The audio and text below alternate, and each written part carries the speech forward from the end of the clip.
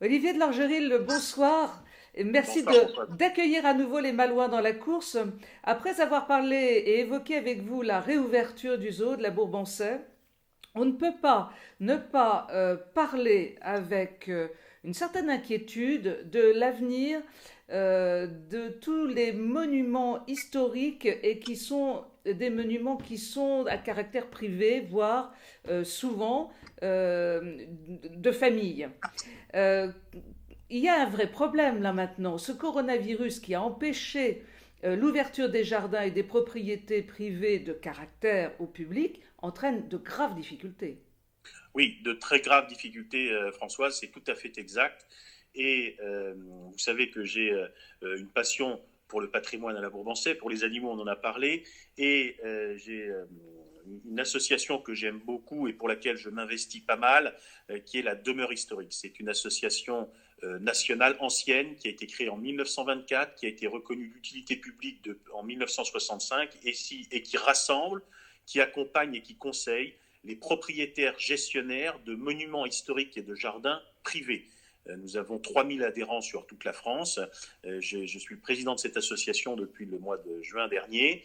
Et effectivement, nous sommes alertés par des monuments historiques et des jardins qui sont véritablement en sursis. Pourquoi ? Parce que on sait très bien qu'aujourd'hui, entretenir un monument historique privé, c'est quelque chose de tout à fait excessif.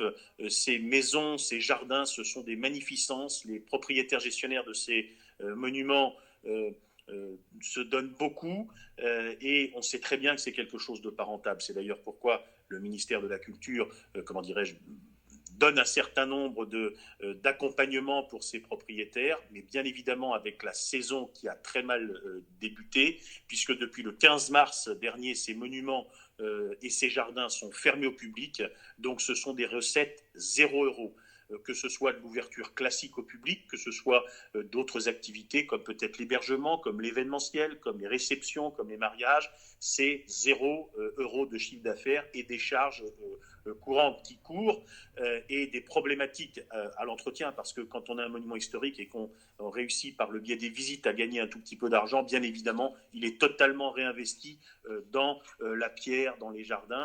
Et Oui, et puis ce sont effectivement, des restaurations qui coûtent parce qu'à chaque fois ce sont des exactement, spécialistes qui le font, voilà, hein. des entreprises du GMH qui également sont très pénalisées. On avait une réunion pas plus tard que tout à l'heure avec le ministère et il y avait les représentants de ces entreprises qui représentent de véritables savoir-faire qui sont aujourd'hui très pénalisés. C'est pour ça que le moteur de cette activité en milieu rural, où ruissellent toutes ces spécificités de territoire qui fait la grandeur de la France, eh bien on doit réouvrir.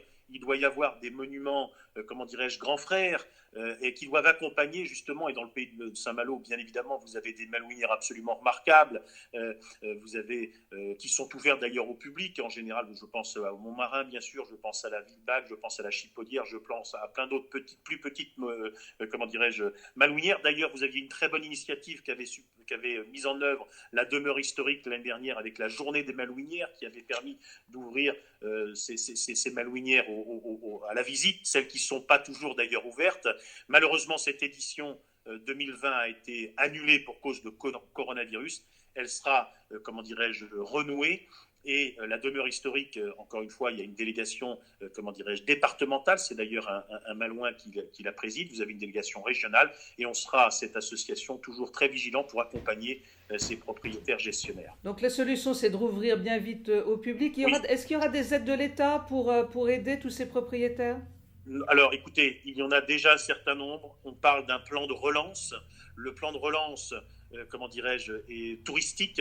Donc, effectivement, ces monuments et ces jardins qui ont une activité touristique et économique seront aidés. En tout cas, on va tout faire pour qu'ils soient intégrés à ce plan de relance. Mais effectivement, nous allons également mobiliser toute notre énergie pour faire comprendre aux DRAC l'extrême nécessité, l'extrême urgence, puisque les trésoreries vont être exsangues parce qu'on n'a plus de recettes. On a perdu beaucoup de recettes. Quelquefois, c'est 25% du chiffre d'affaires en 2 mois. Donc là, on va avoir besoin effectivement d'un accompagnement spécifique. Et il est à l'étude avec les services de l'État, avec la région, comment dirais-je. Et là, c'est un travail qui va commencer de persuasion. Mais nous sommes en mode commando pour nos monuments et pour nos animaux, bien évidemment, pour ceux qui en ont, mais pour nos monuments et nos jardins en Ille-et-Vilaine, bien sûr, et dans le Pays Malouin particulièrement.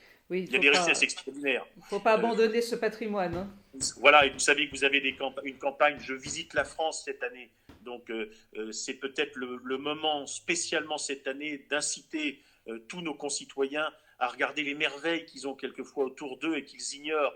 Donc regardez bien les monuments qui peuvent ouvrir exceptionnellement, ou les jardins que vous avez peut-être pas été visités depuis longtemps, les monuments que vous n'avez pas été visités depuis longtemps. Là, spécifiquement à la Bourbansais, quand j'entends, mais la Bourbansais, je connais bien, j'y étais il y a 30 ans. Mais oui, mais il y a des choses qui changent. Donc les jardins aussi évoluent, les jardins vivent.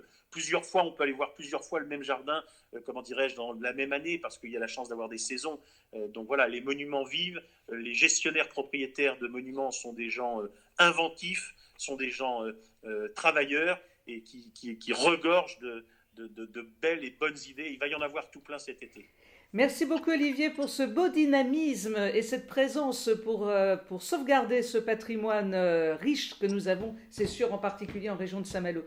Merci beaucoup Olivier, je vous propose de revenir sur cette question après la saison, on fera un point ensemble et on suivra avec vous l'évolution de tout ça, savoir comment tout le monde s'en est sorti après la saison.